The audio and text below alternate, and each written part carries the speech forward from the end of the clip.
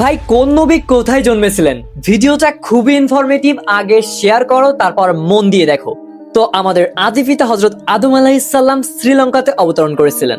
ইদ্রিস আলাইহিসসালাম ইরাকে জন্মেছিলেন, আর হযরত নূহ আলাইহিসসালামও ইরাকে জন্মেছিলেন। হুদ আলাইহিসসালাম ইয়ামেনে, আর সালেহ আলাইহিসসালাম ইরাকে জন্মেছিলেন। আবার আমাদের মুসলিম জাতির পিতা হযরত ইব্রাহিম আলাইহিসসালামও ইরাকে জন্মেছিলেন। লূত আলাইহিসসালাম ইরাকে, ইসমাইল আলাইহিসসালাম ফিলিস্তিনে, আর ইসাক আলাইহিসসালামও ফিলিস্তিনে জন্মেছিলেন। ইয়াকুব আলাইহিসসালাম ফিলিস্তিনে, ইউসুফ আলাইহিসসালামও ফিলিস্তিনে জন্মেছিলেন।